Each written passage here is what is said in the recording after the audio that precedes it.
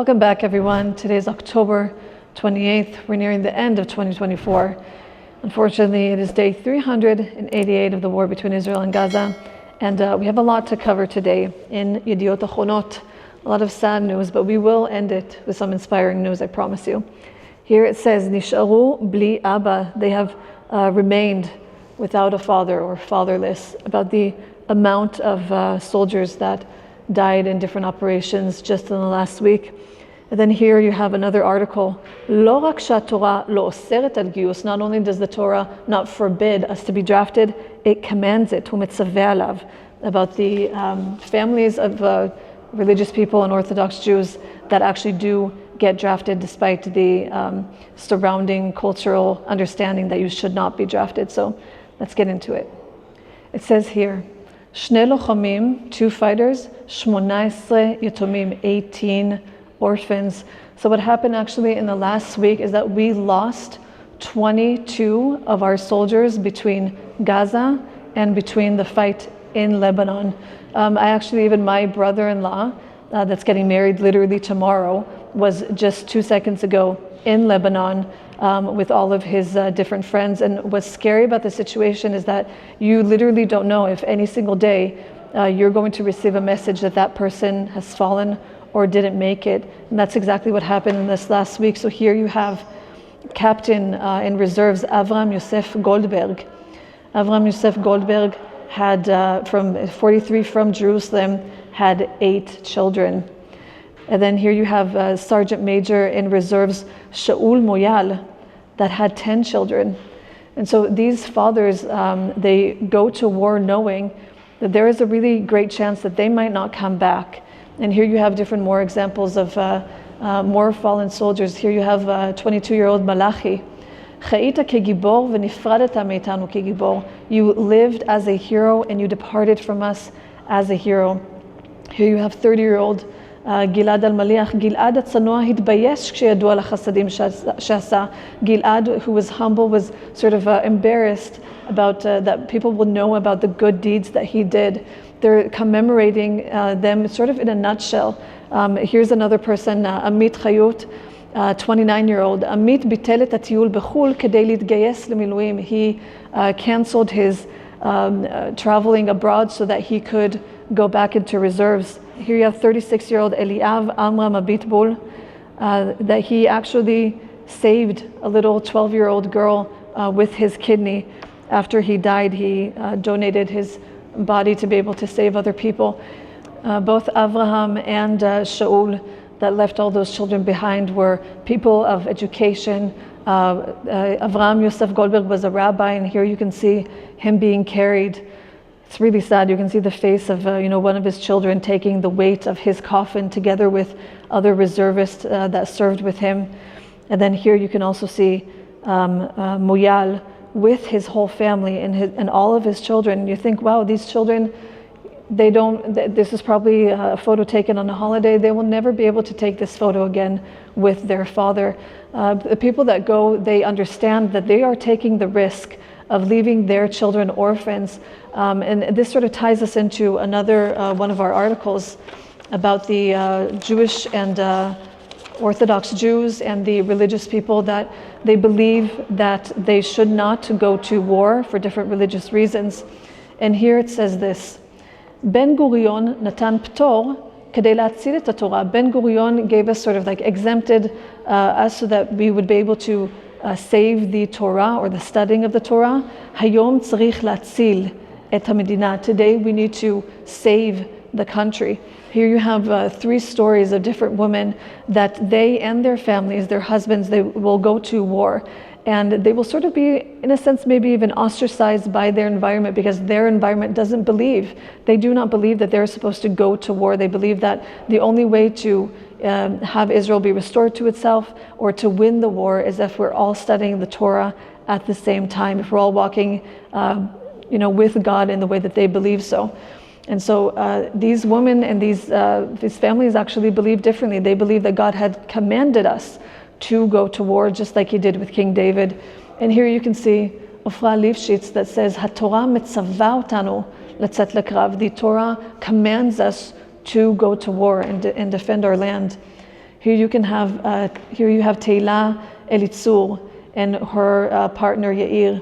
יש חשיבות לקול של נשים דתיות. There is an importance and a significance to the voice of religious women and the effect that they can have, over their children and how they educate them. Here you have Noam Mevorach. הפכתי השנה לחד הורית לארבעה ילדים. I turned this year into a single mother to 4 children. A lot of these women actually, because they educate their children in this way, not only is their husband in reserve, but also they send their own sons to war. So families might have 1 or 2, even 3 people in their family unit, just their core unit in the army at the same time. But I think these women are really inspirational because they go against the grain towards what they believe in so that we can all be safe together. So 2,000 of these mothers and these partners of these religious men are calling the Orthodox to do this one thing. They're saying, Hikansu mitachat la'alunka shel Tzahal, come under the stretcher of Tzahal. So this army phrase, to be under the stretcher, literally means to sort of carry the weight. And so this is sort of an encouragement that these women are asking the Orthodox to do, because the disparity is so great between the amount of people that are serving that are, secular or of any other religious background apart from Orthodox or an actual religious background. The weight of it feels too much. They feel very, very stretched. A lot of these reservists haven't seen their home in such a long time because there's a massive amount of men that could be serving that aren't. And so these women are calling them to come under the stretcher and help to carry the load. And now to a really important update that happened actually 2 days ago. We were waiting for a response from the IDF for the Iranian attack. As you guys know, 25 days ago, Iran attacked us with about 200 ballistic missiles. Literally, the whole country was in bomb shelters. And so we were actually waiting to see what would happen when the IDF would retaliate, and this is the answer. So let's go through what happened 2 days ago. Here you can see in this map, you can see Iraq, Syria, Lebanon, and Iran, and the different places in which the IDF struck. Here you have the first reports of bombs. Of course, no one really knows what's going on. The IDF tried to be extremely discreet about what they were going to do. There was actually a leak by an Iranian person in the Pentagon that leaked what Israel was going to do. I think that sort of put sort of a stop on what we could do. Maybe that changed plans, but either way, we continued with this plan. And so at 2 a.m., there are the first reports of sort of bombings happening. At 2:30 a.m., the IDF spokesperson said officially, "Tzahal tokef באופן מדויק מטרות צבאיות באיראן." Tzahal, the IDF, is striking precision strikes in military targets in Iran. So you guys should know, as much as the world would like you to think that that Israel is like Iran, just sending missiles everywhere towards everyone and anyone, that is not true. Israel is very, very targeted on with what their aim is, and mainly it is to prevent attacks on Israel. It is never to kill civilians. Here you can see, as the night went on, different attacks. And then by 6 a.m., the IDF says, "Metosei Chil Ha'avir shavu la'aretz b'shalom." The IDF fighter jets have come back to Israel in peace. Let's see exactly what they did. Here it says, "Meshech hatkifa כ4 שעות בשלושה גלים שונים." The extent of the attack was for 4 hours and 3 different waves. And here you can see their military objectives. They attacked military zones, missile defense systems, factories for creating rockets and their launching pads. And then here you can see the different types of fighter jets that were in the air.